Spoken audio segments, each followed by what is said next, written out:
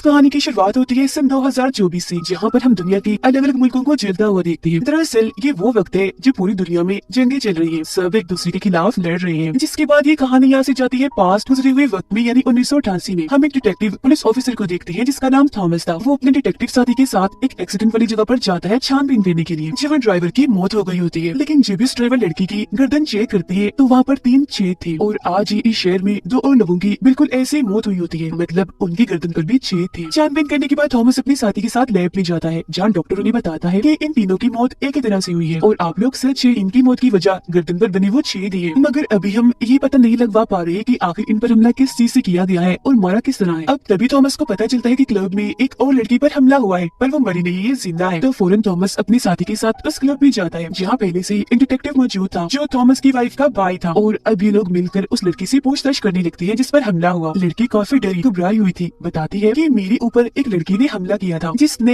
नीले रंग की हुडी वाली जैकेट पहनी हुई थी और उसके हाथ पर खून भी लगा हुआ था। अभी वो ये बातें उन्हें बता ही रही थी कि तभी उसकी गर्दन में दर्द होने लगता है। दर्द इतना बढ़ जाता है कि तड़प तड़प की उसकी मौत हो जाती है। चेक करने पर उसकी गर्दन पर भी वो निशान मिलते हैं, जिससे उन्हें समझ आ गई थी कि इसे भी उस लड़की ने ही मारा है जिसने आज उन 3 लोगों को भी मारा है। तो इसलिए ये लोग हर उस लड़की को गिरफ्तार कर लेते हैं जिसने नीले रंग की हुडी वाली जैकेट पहनी हुई थी और पूछताछ करते हैं। अब जब थॉमस अपने साथी के साथ गाड़ी में था तो तभी उनके सामने नीली हुडी वाली लड़की आ जाती है जो अपना मुंह छुपाकर फिर रही थी, और उन्हें देखते ही अचानक भागने लगती है। तब थॉमस भी अपने साथी के साथ फौरन भागता है, उसका पीछा करने लगता है। वो लड़की भागते भागते एक रेलवे स्टेशन पर आ गई थी। थॉमस के साथी ने उसे छुपा हुआ देख लिया था। वो चुपके से फिर आगे बढ़ के उसे पकड़ भी लेता है, लेकिन वो खुद को छुड़वाते हुए उसे एक बोर्ड में दे मारती है जिससे उसका एक पैर टूट जाता है। और फिर तभी यहाँ थॉमस भी पहुंच चुका था जो उस हुडी वाली लड़की को गन पॉइंट पर ले लेता है। वो फिर मुड़ती है, यहाँ हमें उसका नाम पता चलता है जो राया था। वो थॉमस को बताती है कि तुम्हारी वाइफ का बच्चा होने वाला है ना, आज उसकी बेटी होगी, जिसके बाद अफसोस तुम्हारी वाइफ की मौत हो जाएगी। थॉमस उसकी बातों पर यकीन नहीं करता और उस पर झपट पड़ता है पकड़ने के लिए, जहाँ इन दोनों के बीच हाथापाई होने लगती है। थॉमस ने उसका पैर पकड़ लिया था, लेकिन राया चलाती सी थॉमस की हथकड़ी से उसे ही बांध देती है। लेकिन जब वो वहाँ से जाने लगती है तो थॉमस के हाथ में उसका वो हथियार लग जाता है जिसके जरिए छेद करके वो सबको मारती है। वो फिर उस हथियार से राया की टांग पर वार कर देता है जिससे उसका बैलेंस खराब हो गया था, और आती हुई ट्रेन से जैसे वो टकराती है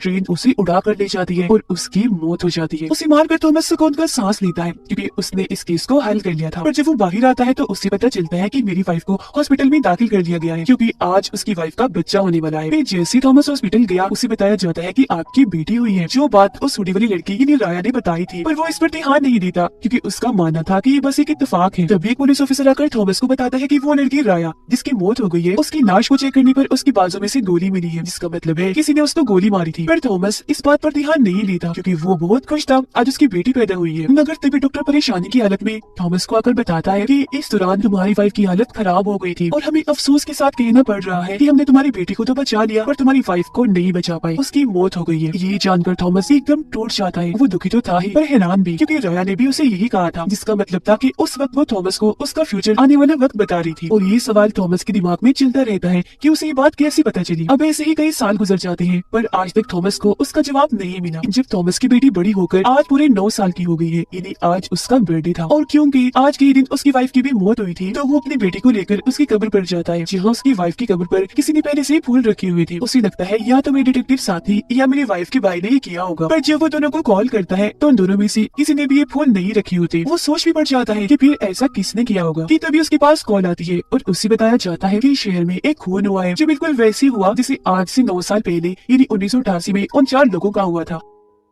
हादसे वाली जगह पर थॉमस जाकर वहाँ के कैमरा की रिकॉर्डिंग चेक करता है जिसमें वो नीले रंग की हुडी वाली एक लड़की को देखता है जो हूबहू राया जैसी दिख रही थी। थॉमस सोच भी पड़ जाता है कि 9 साल पहले तो उसकी मौत हो गई है, जिस पर सारी उसे समझाती है कि हो सकता है इस खूनी लड़की ने जानबूझ के नीली हुडी पहनी हो ताकि वो हमें गुमराह कर सके। पर थॉमस को शक होता है, इसीलिए वो 9 साल पहले वाली राया की फाइल को खोलता है जिसमें उसके सामान के साथ उसे एक चाबी मिल जाती है जिसकी जाँच करने के लिए वो अपने ऑफिसर साथी को देता है। तभी थॉमस को पता चलता है कि एयरपोर्ट पर एक और लड़की का कत्ल हो गया है, और जब भी अपने साथी के साथ वहाँ पहुँचता है तो उस लड़की की गर्दन पर भी वैसे ही थी, जिससे थॉमस को समझ लग जाती है कि ये खूनी जो भी है सबको ऐसे एक ही तरीके से मार रहा है जो तरीका 9 साल पहले हुए कत्लों जैसा है। साथ ही उसे यहाँ पता चलता है कि जिस लड़की का खून हुआ है उसके पास एक राइटर की किताब थी, और जिसका भी खून हुआ है सबके पास ये किताब मौजूद थी। इस वजह से उसके दिमाग में काफी सारे सवाल उठते हैं पर जवाब नहीं ढूंढ पा रहा था वो। अब जो चाबी थॉमस ने जाँच करने के लिए दी थी पता चलता है कि वो एक जहाज की है जिस जहाज को 1 साल पहले ही बनाया गया है, जो जानकर थॉमस और परेशान हो जाता है कि अगर ये जहाज 1 साल पहले ही बनाया गया है तो 9 साल पहले राया के पास ये चाबी कैसे आई। अब थॉमस से मिलने एक साइंटिस्ट आते हैं जो डॉक्टर भी थे। वो उन्हें बताते हैं कि हर 9 साल के बाद जब भी रेड मून होता है यानी चांद ग्रहण लगता है, तो उस दौरान एक पल ऐसा भी आता है जब हम पास्ट में टाइम ट्रेवल कर सकते हैं, वक्त में सफर करके गुजरे हुए वक्त में जा सकते हैं। उसके लिए मैंने एक मशीन भी बनाई है। अब थॉमस और उसके साथी को डॉक्टर की बातें बेकार लगती है, तो इस पर वो ध्यान नहीं देती। तब डॉक्टर भी मायूस होकर वहाँ से चला जाता है। थॉमस और उसका साथी अब उस जगह पर आ जाते हैं जहाँ वो जहाज खड़ा था, जिसकी चाबी थॉमस को मिली थी। यहाँ थॉमस अकेला ही अंदर जाता है, जिसके सामने तभी राया आ जाती है और उस पर अपनी गन तान देती है। उसे जिंदा देखकर थॉमस एकदम हैरान था, क्योंकि उसकी आंखों के सामने उसकी मौत हो गई थी। तो अब वो जिंदा कैसे है, और तो और उसकी उम्र भी नहीं बड़ी जरा भी। राया गन पॉइंट पर थॉमस को कुछ बताने ही वाली थी, तभी अंदर थॉमस का साथी आ जाता है। वो जैसे पलटती है, गलती से उससे गोली चल जाती है, जिससे थॉमस के साथी की मौत हो जाती है। यहाँ क्योंकि सारी पुलिस भी आ चुकी थी, इसीलिए राया थॉमस को जबरदस्ती लेकर जहाज में बैठ जाती है। उड़ान भरते ही वो थॉमस को बताती है कि तुम मुझे देखकर हैरान हो रही होगी, है ना? मैं दरअसल बार बार टाइम ट्रेवल करके टाइम में पीछे आती हूँ। ऐसा मैं इसलिए करती हूँ ताकि फ्यूचर की दुनिया को ठीक कर सकूँ, क्योंकि अगर मैंने ऐसा ना किया तो फ्यूचर में सब कुछ बदल जाएगा, हर चीज तबाह हो जाएगी और मैं सिर्फ चांद ग्रहण की रात को ही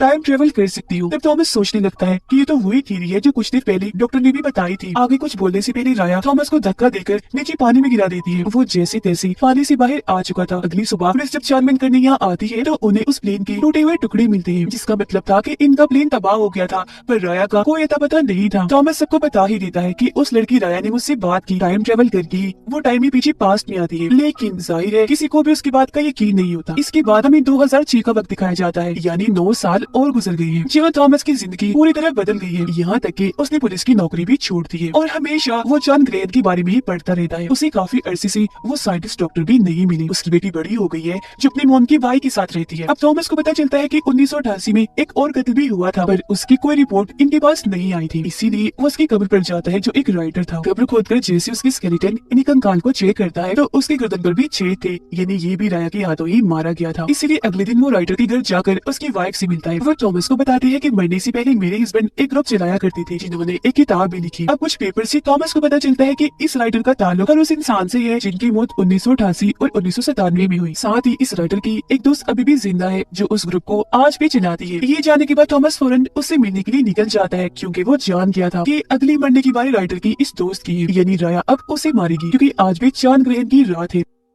अब उसके घर ये पहुंच तो गया था, पर काफी देर हो गई थी क्योंकि राइटर की वो दोस्त मारी गई थी। और फिर तभी थॉमस को राया दिख जाती है जो वहाँ से भाग रही थी। वो जल्दी से उस पर गोलियां चलाने लगता है। एक गोली आकर उसके हाथ पर लगती है, पर फिर भी वो वहाँ से भाग जाती है। थॉमस उसका पीछे करता है, देखता है कि वो समंदर किनारे बने एक बड़े सी पाइप में चली गई है। उसके पीछे जब वो भी जाता है तो पाइप की उस पर उसी टाइम मशीन दिखती है जिसके अंदर राया बैठ चुकी थी। पानी मशीन में भरता जा रहा था और फिर एक तेज रोशनी के साथ ही मशीन वहाँ से गायब हो जाती है। दरअसल वो टाइम ट्रेवल करके 1988 में आ जाएगी, जहाँ थॉमस की वजह से उसकी मौत हुई। उसका सबूत ये है कि उसकी लाश में से वो गोली मिली थी जो अब 2006 में थॉमस ने उसे मारी है, जिस गोली के बारे में पुलिस ऑफिसर ने आकर थॉमस को बताया भी था जब उसकी बेटी पैदा हुई थी। और अब यहाँ थॉमस को सारी बात समझ आ गई थी। तभी इधर पुलिस भी आ जाती है। हालांकि थॉमस उन्हें बहुत समझाता है, पर एक तो कोई उसकी बात यकीन नहीं करता, साथ ही उसे गिरफ्तार भी कर लिया जाता है, क्योंकि पुलिस को लग रहा था कि राइटर की दोस्त को इसने ही मारा है। जिसके बाद हमें 2015 का वक्त दिखाया जाता है, यानी 9 साल और गुजर गई है और थॉमस आज भी इस अजीब केस को हल करने में लगा हुआ है। वो हमेशा उस पाइप के बाहर रहता है जहाँ से राया अंदर टाइम मशीन में गई थी, और आज भी चांद ग्रहण की रात थी। थॉमस को यकीन था कि राया जरूर आएगी। हालांकि आज उसकी बेटी का बच्चा भी होने वाला था, लेकिन वो वहाँ नहीं गया क्योंकि वो राया को पकड़ना चाहता था। उसके ज़हन में सालों से जो सवाल है वो उनका जवाब चाहता है। और फिर आखिरकार वो टाइम मशीन वहाँ आकर गिरती है, जिसके बाद राया उस पाइप के जरिए बाहर निकल कर आती है। तब थॉमस उस पर गन तान देता है और पूछता है कि बताओ तुम कौन हो, आज तुम्हें बताना ही होगा। तो वो बताती है कि मैं राया आपकी नवासी हूँ, मैं बार बार टाइम ट्रेवल कर रही हूँ क्योंकि आपने मुझे ऐसा करने के लिए कहा था। साल 2024 से मैंने अपना सफर शुरू किया था, जहाँ दुनिया जल रही है, तबाह हो रही है, क्योंकि पूरी दुनिया में जंग भी छिड़ी हुई है। और ऐसा उस राइटर की किताब से हुआ है जो उसने 1988 में लिखी थी, क्योंकि किताब को पढ़ने से लोगों के दिमाग पर उसका काफी गहरा असर हुआ। अपने मुल्क से प्यार की वजह से लोग बाकी दुनिया से लड़ने लगे और पूरी दुनिया जंग का मैदान बन गई। ऐसी में दुनिया को बचाने के लिए उस साइंटिस्ट डॉक्टर ने टाइम मशीन बनाई, जिसके जरिए हर 9 साल पीछे सिर्फ चांद ग्रहण की रात को ट्रेवल किया जा सकता है। और मैं टाइम में पीछे ट्रेवल करके हर उस इंसान को मार रही हूँ जिनकी वजह से जंगें हुई, ताकि फ्यूचर में होने वाली तबाही को रोक सकूं। को। थॉमस देखता है कि राया के हाथ पर अभी गोली का निशान नहीं है, जिसका मतलब है कि यहाँ 2015 में अपना मिशन पूरा करने के बाद टाइम में पीछे आकर वो 2006 में आएगी, जब थॉमस ने उसके हाथ पर गोली मारी थी, फिर 1997 में और फिर 1988 में, जहाँ थॉमस की वजह से उसकी मौत हो जाएगी। राया उसे अपना ब्रेसलेट भी दिखाती है जो थॉमस ने अपनी वाइफ को दिया था। थॉमस ये सब जानने के बाद काफी दुखी हो जाता है कि मैं अपनी नवासी का कातिल हूँ, क्योंकि उसकी वजह से ही राया की मौत होगी। इसीलिए वो राया को कहता है